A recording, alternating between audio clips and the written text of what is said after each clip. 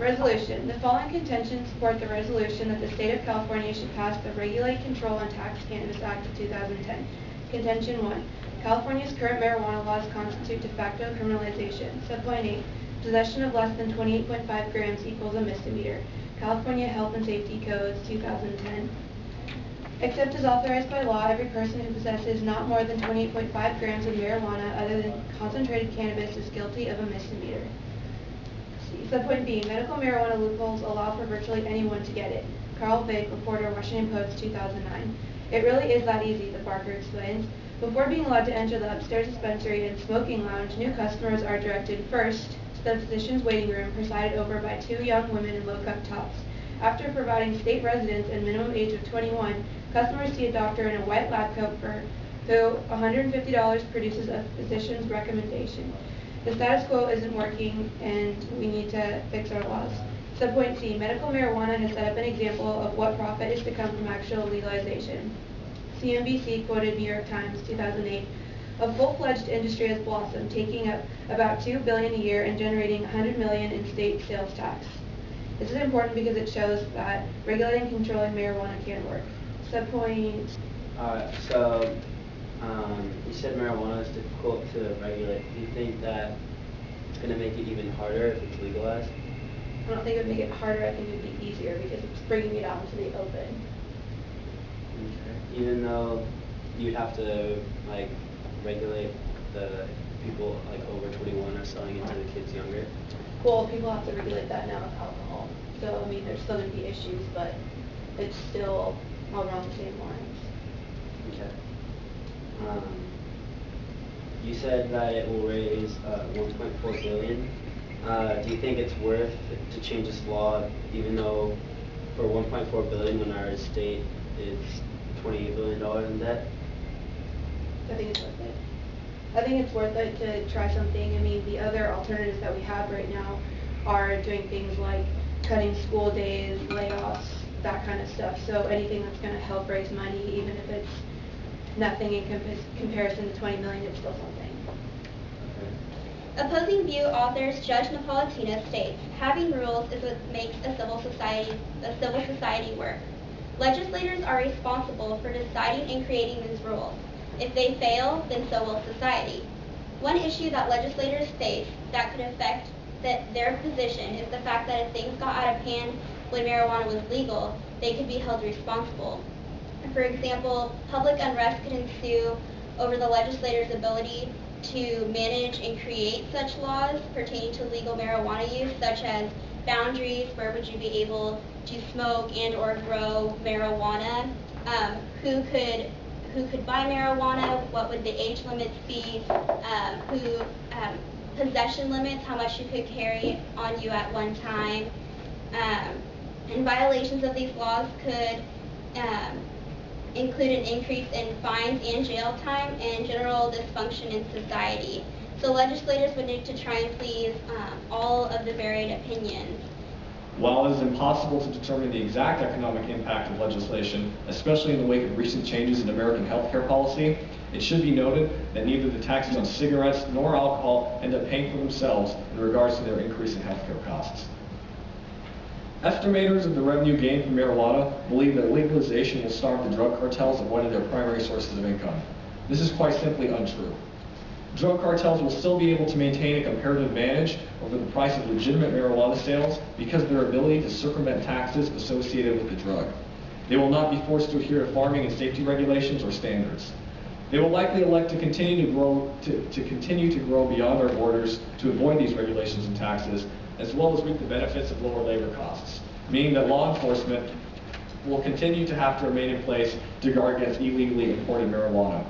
Because of this, they will be able to continue to sell their product at a lower cost than the competitor, maintaining the incentive to purchase illicit marijuana and further decreasing the revenue gained by taxation, all the while making the situation even more difficult on law enforcement agencies who will now be forced to differentiate between legal and illicit marijuana, further decreasing the revenue gained by taxation.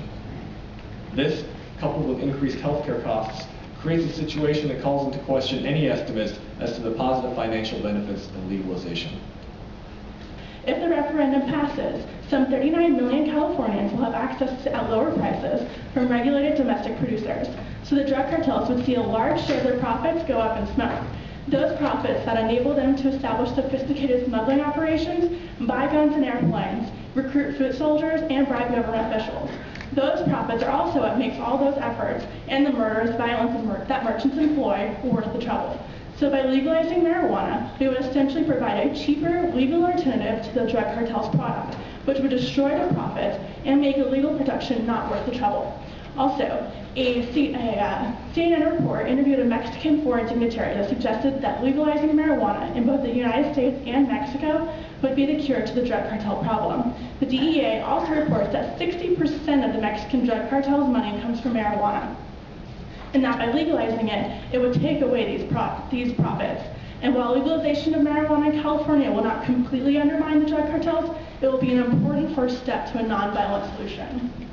The next big issue is zoning, and currently in U County, medical marijuana dispensaries are banned, and if they were to come back, it's very important that strict zoning regulations are implemented so that places like these aren't put between the Starbucks and the Cold Stone. Basically, zoning will keep dispensaries away from children. People who grow their own supply, their own medication and marijuana should also follow strict regulations. Many Chico residents have complained that the quality of life is being ruined by the smell of the plants in their communities. Recent guidelines for people growing their own medication have changed. Now you have to grow your plants a certain distance away from your home, but indoors. One disadvantage stated by Cattell was neighborhood complaints about the smell and the use of marijuana in the neighborhood. Having complaints all the time will affect the local police and keep them away from other crimes and issues within the city. Another disadvantage stated by Cattell is a larger black market could potentially be created. If prices of marijuana in dispensaries are too high, consumers will turn back to their drug cartels. This would in turn cheat the taxation process and regulation process of marijuana. Just because THC is known to have an effect on the brain, such as slow a person down or cause loss of memories, how do you feel it would affect it if it were to be legalized in the workplace?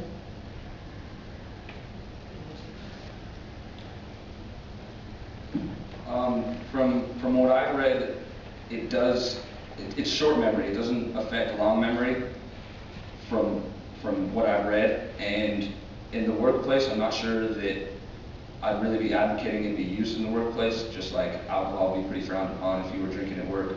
I don't really think they go hand in hand, so there might have to be some type of add-on to the bills, getting it out of the workplace, because I don't necessarily think that it would be productive to be smoking pot and working simultaneously, especially if it was heavy equipment or something like that. Did anybody look into, the difference in incarceration before and after the bill? Because that would definitely be a huge lift off of the financial burden of the state too. And I think I've even heard that, I don't know where I heard this, but I thought I heard that, even if the law passes, people who have been convicted of marijuana crimes will remain in prison unless there was other. Anybody research that? As far as I know, those people that were already incarcerated prior to the legalization would remain in that situation, as far as I know. But that's something that's up in the air right now. They haven't really decided. Marijuana legalization has really been just a its pipe dream until now, passing around petitions and whatnot. But now it's real, and it has the potential to relieve some burden from California's budget deficits. And there's a lot of unsure, everyone in the California is pretty unsure about it. I know within our class of about 35 students, we couldn't even come to a consensus. And that is correlated to all the positive and negative aspects of it. And now we hope that we offered you guys some information to make a decision yourself when it comes time to make a vote on this. Thank you.